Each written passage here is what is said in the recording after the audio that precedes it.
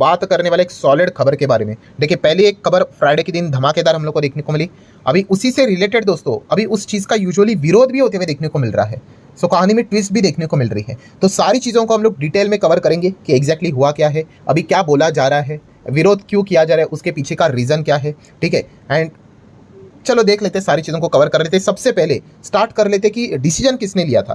तो दोस्तों डिसीजन लिया था सरकार ने। यस, सरकार ने एक फैसला यहाँ पे लिया था। अभी वो क्या लिया था, सारी चीज़ों को कवर यहाँ पे करेंगे। ठीक है, तो आप सभी लोगों को पता है मार्केट में बहुत सारे अलग अलग सेक्टर है। ठीक है, एंड अलग अलग सेक्टर की अगर हम बात करें, सेक्टर मतलब क्या, बिजनेस ऐसे तो होते हैं, तो सरकार उसको प्रोटेक्ट करने का भी कोशिश यहाँ पे करता रहता है। सो अभी आप बोले कि प्रोटेक्ट करने का कोशिश मतलब किस चीज़ से खतरा है। देखिए, आपको पता है नॉर्मली मार्केट में कंपटीशन चलता रहता है। ठीक है, और इंटरनली कंपटीशन तो यहाँ पे होता ही रहता है, बट सरकार किस चीज़ के चलते फोकस करता है प्रोटेक्ट करने से रिलेटेड, कि अगर विदेश की अगर हम लोग बात करें, कोई दूसरी कंट्री है और हमारे देश में अगर कोई सेक्टर है, उसको अगर वो डिस्टर्ब करवाना चाहता है वो कंट्री, तो सरकार वो प्रोटेक्ट करने का काम यहाँ पे करता है। एंड यूजुअली ये काम कौन अच्छी तरीके से करता है, चाइना। यस, चाइना की अगर हम लोग बात करें दोस्तों, तो इस प्रकार से जो डिस्टर्बेंस है हमारे डोमेस्टिक जो सेक्टर है उनको डिस्टर्ब करवाते रहता है अलग अलग चीज़ को लेकर। ठीक है, उसके ऊपर अभी हम लोग आएंगे थोड़ी देर बाद। एंड चाइना के साथ अभी तो वियतनाम भी हम लोग को देखने को यहाँ पे मिल रहा है। सो बेसिकली अगर हम लोग बात करें तो मेटल सेक्टर का नाम सामने आता रहता है। मेटल सेक्टर तो बार बार रिक्वेस्ट करता रहता है सरकार को कि भाई हमें बचाओ चाइना से, क्योंकि चाइना क्या करते रहता है, उनका एक्सेस मेटल जो बनता है वो हमारे देश में भेजता रहता है। ठीक है, तो यहाँ के जो प्लेयर हैं उनको बिजनेस चलाना मुश्किल होता है, उनको अपना प्रॉफिट निकालना, मार्जिन मेंटेन करना मुश्किल यहाँ पे हो जाता है। सो ये वीडियो कोई मेटल सेक्टर से रिलेटेड नहीं है। सो ये वीडियो किस सेक्टर से रिलेटेड है, तो दोस्तों ये वीडियो है सोलार सेक्टर से रिलेटेड। यस, सोलार सेक्टर आप सभी लोगों को पता ही है कि एक ग्रोइंग सेक्टर हमारे देश में देखने को यहाँ पे मिल रहा है। ठीक है, एंड सरकार अपने साइड से कोशिश कर रहा है कि इस सेक्टर को मतलब कोई हार्म ना करे करके। ठीक है, एंड फिलहाल कुछ एक्टिविटीज़ हम लोग को मार्केट में होते हुए देखने को यहाँ पे मिल रही है। सो सोलार सेक्टर भी देखा गया, इसमें भी बहुत सारे बिजनेस होते हैं। एंड सोलार में अगर देखा गया तो एक ग्लास भी हम लोग को देखने को मिल जाता है, ये भी मैन्युफैक्चर किया जाता है, हमारे देश में भी किया जाता है, और बाहर से भी ये चीज़ें इंपोर्ट करके यहाँ पे मंगवाई जाती है। सो इसके ऊपर रिसेंटली हम लोगों ने देखा था सरकार ने क्या कर दिया, एंटी डंपिंग ड्यूटी लगा दी। किसके ऊपर, जो ये सोलार हमारे देश, जो सोलार का ये जो ग्लास रहता है जो इंपोर्ट करवाया जाता है, बाहर से इंपोर्ट करवाया जाता है, उसके ऊपर सरकार ने क्या कर दी, एंटी डंपिंग ड्यूटी लगा दी। आसान भाषा में बोल दूं तो टैक्स लगा दिया, एक्स्ट्रा टैक्स लगा दिया। अभी आप बोलोगे कि ऐसा क्यों, तो इसके लिए आपको पूरा पिक्चर समझना पड़ेगा। एंड अगेन कह रहा हूँ दोस्तों, वीडियो को आधा मत देख लेना, कहानी में ट्विस्ट भी है। तो बेसिकली यहाँ पे क्या हो रहा है कि जो पहले सरकार ने यहाँ पे फैसला क्या कर लिया कि जो सोलार ग्लास जो बाहर से आते हैं, बाहर से मतलब क्या कि चाइना से, चाइना हमारे देश में ग्लासेस भेजता है। ठीक है, सो उसके ऊपर उन्होंने एक्स्ट्रा टैक्स लगा दिया। एंड टैक्स भी क्या, नॉर्मल टैक्स नहीं, टैरिफ की बात नहीं हो रही है, एंटी डंपिंग ड्यूटी की बात हो रही है। सो एंटी डंपिंग ड्यूटी भी क्या होता है, टैक्स होता है। बट जब ऐसा बात बोली जाती है कि एंटी डंपिंग मतलब, तो इसका अर्थ यह है कि चाइना बदमाशी कर रहा है। बदमाशी करना मतलब क्या, कि वो जानबूझ के क्या कर रहा है, ग्लास बना रहा है और उसके हमारे देश में सस्ते दाम में, सस्ते लेवल पे बेच रहा है। ठीक है, तो इसके चलते क्या हो जाएगा, मान लो अगर हमारे देश में अगर कोई ग्लास है, ऐसे में बोलता हूँ 5,000 रुपये पे बिकता है, और वही चीज़ अगर चाइना मान लो 3,000 पे बेचते तो ऑब्वियसली लोग क्या करेंगे, सस्ता प्रेफर करेंगे कि नहीं। ठीक है, तो क्या हमारे देश में चीज़ों को सस्ता बेचना पाप है, वैसी बात नहीं है। एंटी डंपिंग ड्यूटी कब लगाई जाती है, कि सामने वाले के मैन्युफैक्चरिंग जो कॉस्ट रहती है, प्रोडक्शन कॉस्ट होती है, उससे भी वो सस्ता बेचने के लिए रेडी है, तब समझ में आते हैं कि इनके इरादे कुछ और है करके। मतलब आप सोच कर देखो ना, अगर आपने कोई चीज़ 100 की बनाई है, कोई भी चीज़ आपने बनाई है, देखो एक चीज़ बनाई 100 की, आप उसको एटलीस्ट 100 के ऊपर बेचोगे कि नहीं, कुछ तो प्रॉफिट हो जाए करके। क्या आप उसको 80 रुपये में बेचोगे। ठीक है, एंड अगर आप बेच रहे हो तो डेफिनेटली आप 20 रुपये का नुकसान कर रहे हो, उसके पीछे कोई ना कोई आपका मकसद जरूर है, हिडन एजेंडा जरूर है।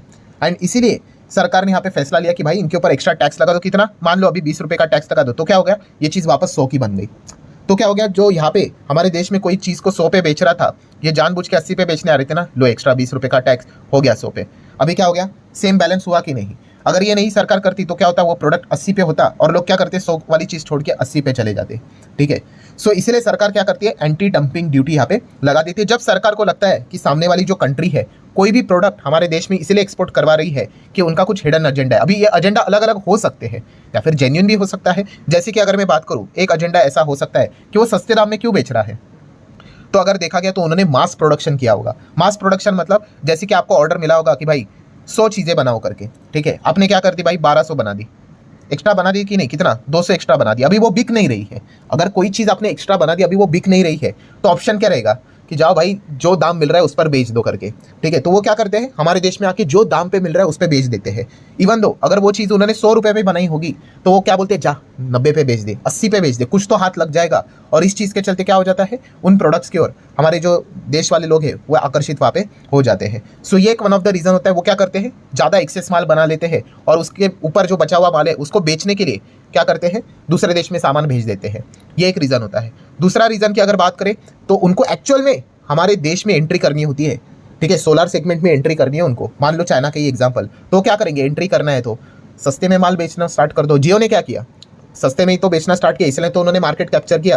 तो ये एक स्ट्रैटेजी भी होती है कि सामने कोई चीज़ अगर 100 पे चल रही है, ठीक है, अगर आपको उस मार्केट में एंटर करना है, 80 पे बेचो, 90 पे बेचो, सस्ता बेचो, तो डेफिनेटली आपको कुछ ना कुछ तो कस्टमर मिलेंगे ही मिलेंगे, ठीक है। तो ये भी एक मंशा होती है, ठीक है। अभी सरकार को थोड़ी ना पता इनके एक्चुअल में एजेंडा क्या है, कि मार्केट में कैप्चर करवाना चाहते हैं सस्ते दाम के ऊपर, या फिर जेन्युइनली माल यहाँ पे सस्ते दाम में बेच रहे हैं, वी डोंट नो। एंड इसलिए सरकार क्या करती है, एंटी डंपिंग ड्यूटी लगाती है। या फिर हम कह सकते हैं एक और हिडन एजेंडा भी होता है पॉलिटिकली। कैसे कि हमारा इंडिया का मार्केट सोलर से रिलेटेड काफ़ी अच्छा ग्रो कर रहा है, एक काम करो, वहाँ की सरकार क्या करेगी, उनके कंपनीज को बोलेगी एकदम बड़े बड़े ज़्यादा माल बनाओ, 10-10 हज़ार यूनिट्स बनाओ और क्या करो, सस्ते दाम में बेच दो, इंडिया में जाओ एकदम 50 रुपये में बेच दो।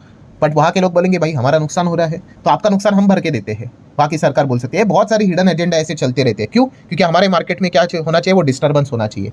तो ये सारी चीज़ों को प्रोटेक्ट करने के लिए सरकार क्या करती है, एंटी डंपिंग ड्यूटी यहाँ पे लगा देती है। इन शॉर्ट जैसे मैंने कहा कि जो चीज़ हमारे देश में हमारे जो लोग 100 रुपये पे बेच रहे हैं वो चाइना वाले बदमाशी करके 80 रुपये पे बेचने की कोशिश करेंगे, तो सरकार क्या करेगी, ये लो anti dumping duty, extra tax लगा दिया, ले लो, 100 का हो गया। अब ये भी 100 का, ये भी 100 का, जिसको जो खरीदना है खरीद लो, ठीक है। तो ये चीज़ें हम लोग को चलती हुई देखने को यहाँ पे मिल रही थी। एंड सरकार ने क्या किया था दोस्तों, सरकार ने यही किया था कि ये जो सोलर ग्लास हम लोग को जो देखने को मिल रहा है वो चाइना, वियतनाम हमारे देश में भेज रहे थे, सस्ते दाम पे भेज रहे थे। तो इसलिए सरकार ने इसके ऊपर एंटी डंपिंग ड्यूटी यहाँ पे लगा दी।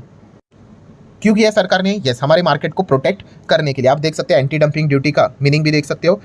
अब प्रोटेक्शनिस्ट टैरिफ मतलब क्या है, कि ये भी टैक्स ही है बट ये प्रोटेक्शन टाइप का काम करता है, that government place on the import, ठीक है। जो चीज़ बाहर से यहाँ पे आ जाती है उसके ऊपर लगा देते हैं। एंड सिग्निफिकेंटली जो चीज़ अंडर प्राइस है, ठीक है, उसी के ऊपर ये लगा देती है, ठीक है। अगर कोई देश कोई चीज़ 100 रुपये पे बना रहा है और वो 150 पे बेच रहा है, कोई दिक्कत की बात नहीं, समझ में आ रहा है भाई, उसको प्रॉफिट चाहिए। बट 100 की चीज़ 80 में कौन बेचता है, तो ये पता चलता है कि भाई ये अंडर प्राइस बेच रहे, सस्ता बेच रहे, कुछ तो हिडन एजेंडा है। तब सरकार क्या करती है, एक्स्ट्रा टैक्स लगाकर उन चीज़ को बैलेंस आउट कर लेती है। तो ऑब्वियसली